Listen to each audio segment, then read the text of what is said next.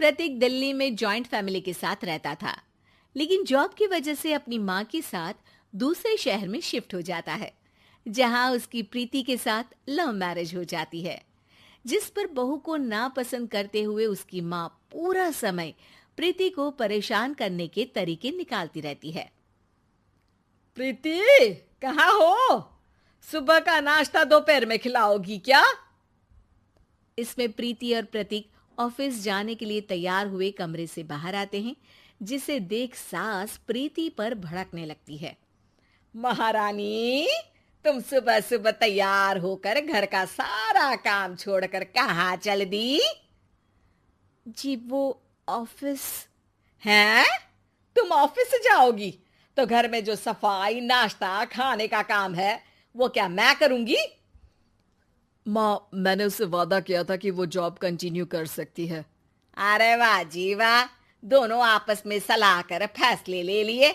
मैं क्या यहाँ बेवकूफ बैठी हूँ? मुझसे पूछना किसी ने जरूरी नहीं समझा?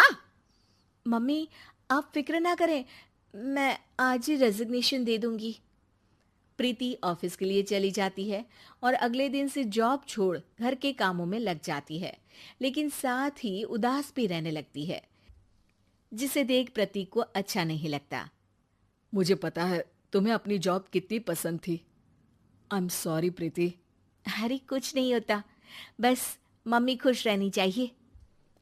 अब प्रीति अपनी सास को खुश करने और उनका दिल जीतने की जी तोड़ कोशिश करती रहती है, पर सास कभी उससे सीधे मुंह बात तक नहीं करती।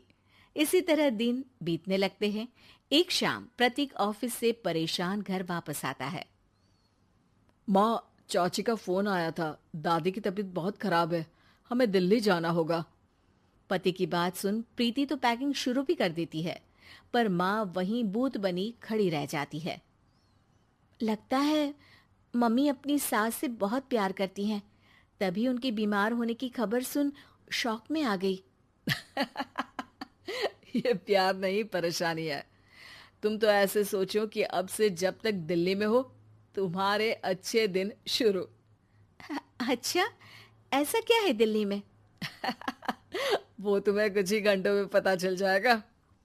सास के रिएक्शन और पति की बात से कंफ्यूज्ड प्रीति दोबारा पैकिंग में लग जाती है, जिसके बाद कुछ घंटों का सफर तय कर तीनों दिल्ली पहुंच जाते हैं, जहां घर के अंदर पहुंचते ही लोगों की भीड़ देख प्रीति परेशान हो जाती है। हे भगवान, इतनी भीड़!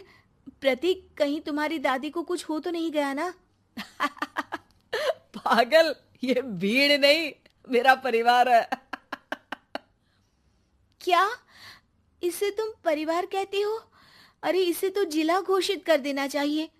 तुम्हारा परिवार का तो अपना पर्सनल बिग बॉस बन सकता है। हैरान परेशान प्रीति परिवार वाले सदमे से बाहर निकली भी नहीं होती कि सिर पर पल्ला रखे शांत तरीके से सबके साथ बात करते हुए अपनी सास को देख उसे दूसरा सदमा लग जाता है। हाय राम, ये मम्मी का ऐसा भी कोई रूप है? ये तो मुझे पता ही नहीं था। ये तुम्हारी सास का ससुराल है। तभी प्रतीक की बहन बोल पड़ती है। यहाँ आपको ऐसी ऐसी चीजें देखने मिलेंगी जो सपने में भी सोची नहीं होंगी। हाँ, ये कुछ दिन तो बहुत इंटरेस्टिंग लग रहे हैं। सब एक साथ दादी के कमरे में जाते हैं, जहां पहुंचते ही उसे दादी की आवाज सुनाई देती है। क्यों रे, सास से मिलने की फुर्सत मिल गई?